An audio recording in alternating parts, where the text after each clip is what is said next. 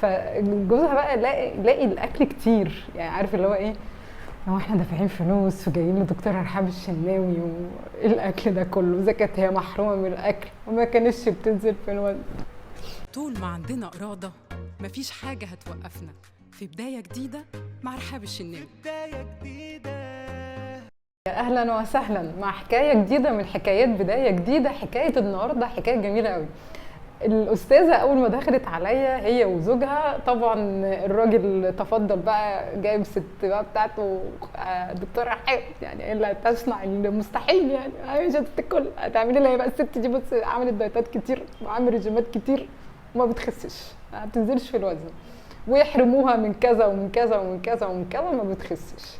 طبعا انا بسمع وباخد الهيستوري بتاعي اللطيف الجميل، وبعديها ببدا اكرر البلان بتاعتي، بس ما بتبقاش طبعا في اول سيشن. متابع معايا عارف، ببديها شويه حاجات كده بطلبها منها، اللي تبدا تكتب لي كده الاسبوع ده الدنيا فيها ايه، وبعد كده ترجع لي تاني ابدا احدد ايه البلان اللي هتكون مناسبه بالنسبه لها، وابدا احدد الخطه المناسبه اكوردنج الحاله اللي قدامي.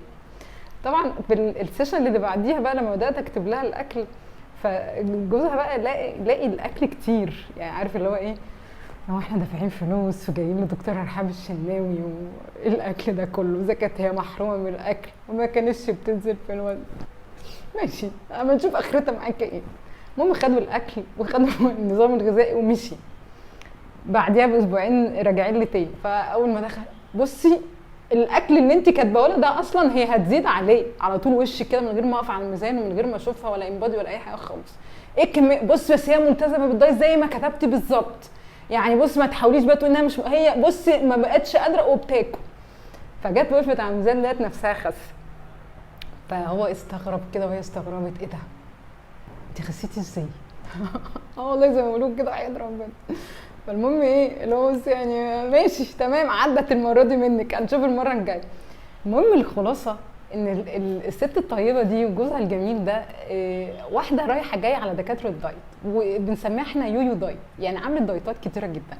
فانا طبعا بستخدم تول لطيفه جدا اللي هي اللايف ستايل ويل دي مع كل الكلاينت بتوعي، علشان خاطر ان هو يبدا يحدد الجول بتاعه، عايز يبدا بانهي جول، ويبدا يقيم نفسه في اللايف ستايل، هو التقييم بتاعه عامل ايه ومحتاج يشتغل على ايه الاول. فكانت هي حددت ان اول اهدافها النيوتريشن، وبناء عن كده بدات طبعا اعمل لها سيشن كوتشنج جنب النيوتريشن، بحيث يبقى عندها من الاويرنس، من الوعي يعني، وتفهم هنعمل ايه، وهي تبدا تحدد اهدافها اللي بناء عليها تبدا تشتغل عليها. في واحده والتانيه، واحده في التانيه، فهي عماله بتنزل مقاسات وعماله بتنزل وزن. فجت الست مره تقول لي دكتوره، هو انا ازاي بنزل في الوزن ومقاسات وصحتي بقت احسن، رغم ان انا باكل اكتر بكتير جدا من انا كنت باكل قبل كده؟ ده انا كنت محرومه وعامله دايت وما كنتش بنزل خالص ولا سنتي.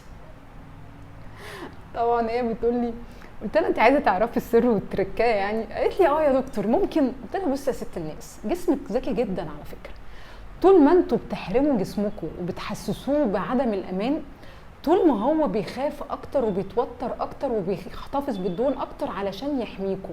لكن لما يحس بالامان وانت تبداي تلعبي مع الجسم، شويه تدخلي نشويات بكميه معينه، شويه تقلليها بكميه معينه، شويه تشيلي فاكهه مش عارف ايه، شويه تحطي مش عارف ايه، فلما هو يبقى حاسس بالامان ويبدا انت كل شويه بتلعبيه، فيبدا ان هو يسيب الدهون تنزل والدنيا تبقى تمام.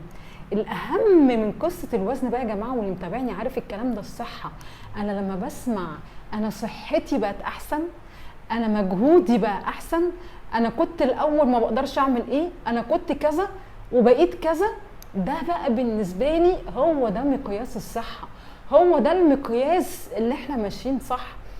فالفكره هنا بمنتهى البساطه، اوعوا تفكروا ان الدايت يعني حرمان، اوعوا تفكروا ان انت لما تحرم جسمك وتبدا تاخد دايت قاسي جدا هتبدا توصل للي انت محتاجه. انت مش هتوصل، والدليل كتير جدا بيسمعني دلوقتي عمل دايتات كتيره جدا وعلاقته باظت بالاكل وعلاقته بجسمه باظت، وفي نفس الوقت وصل لمراحل اكتئاب، وممكن يوصل كمان لحته ايموشنال هانجر ان هو يروح ياكل عشان هو مكتئب اصلا، لمجرد بس ان هو ما فهمش جسمه، ما عرفش يتعامل معاه. وصلت؟